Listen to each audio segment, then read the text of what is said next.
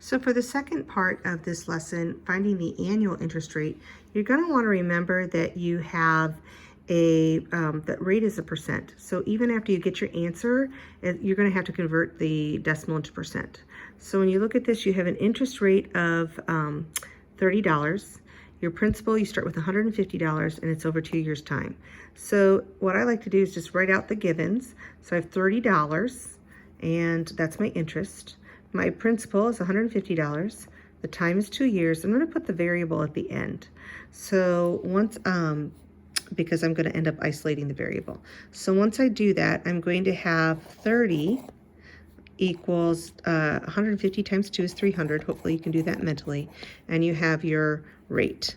If you divide both sides by 300, you can see that you're going to end up with 3/30ths. So your rate, if you simplify 3/30ths, that's going to be 1/10.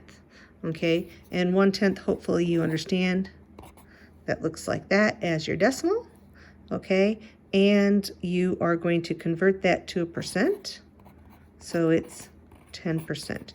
So the rate for this, the annual interest rate for number 4 is 10%. Now, could you use a calculator? Sure you could. You would simply do 30 divided by 300.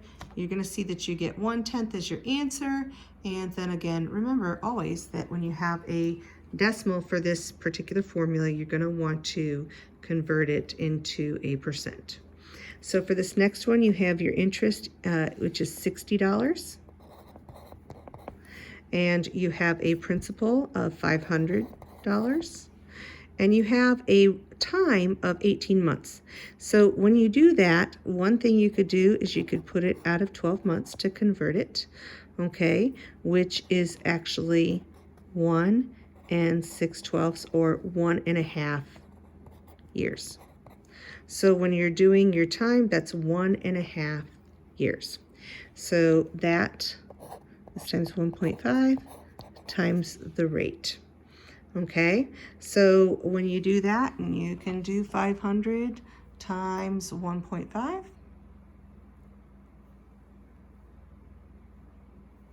and you get 750. So when you do this, you're going to have 60 equals 750R. Divide both sides by 750, and your rate, you can just go ahead. Now we don't have to use a calculator, but I don't mind if you do. It is less about knowing how to use these numbers and more about if you don't have the placement and understanding the 18 months is a year and a half, you're going to get it wrong anyways. So your answer is 8/100. You convert that into percent, moving it over 2 places so that you have 8% interest for that one. For the next one, you have the interest is $150.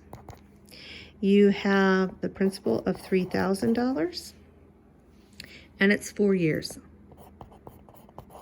So when you do this, hopefully you can multiply that out, that you know that 3,000 times 4 is 12,000. It's 150. So you're going to divide each by 12,000. Okay, so basically you're going to do 150 divided by 12,000, and you get your rate as 125 10,000ths. Oops, I forgot the 0 there.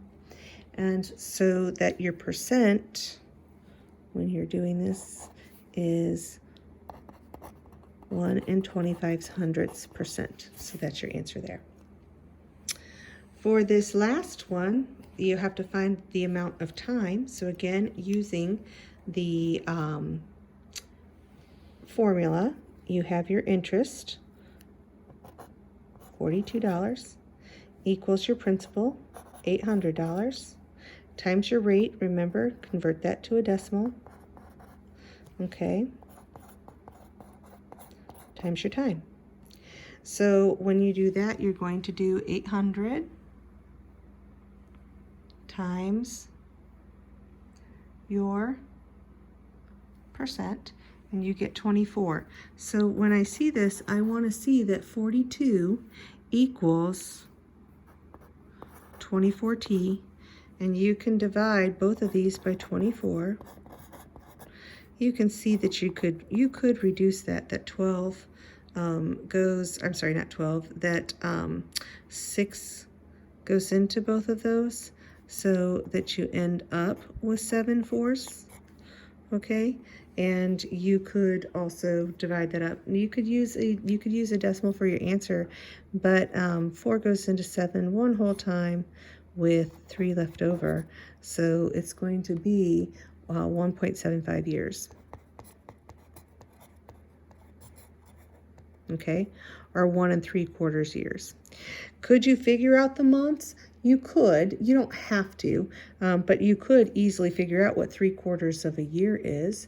That's 9 months. That's 3, 6, 9, 12. So you could say 1 year and 9 months. Both are correct. For this next one, you have the interest of $2,000 equals $5,000 times the rate. Remember that you're going to move that over to a decimal. So you have 800ths times the time. So when you do 5,000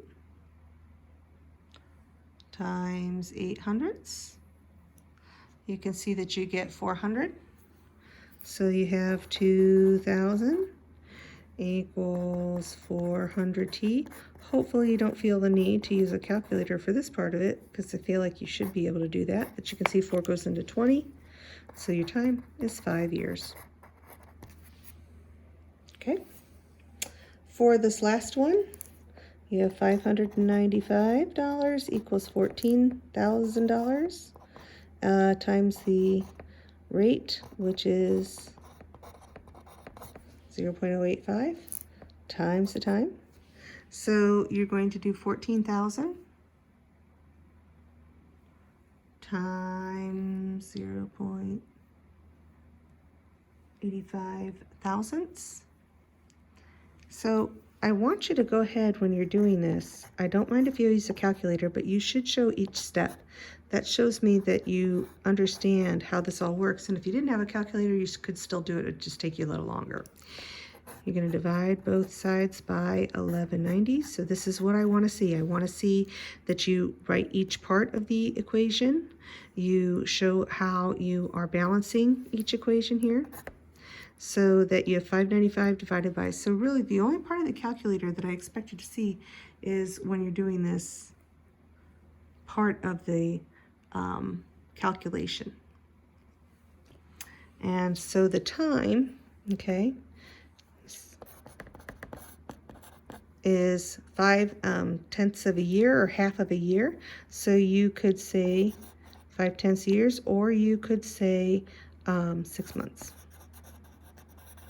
Because hopefully you understand that half a year is 6 months. Either answer is acceptable. And that's it for your final lesson. Hopefully we will do more of this in the fall. So have a great week.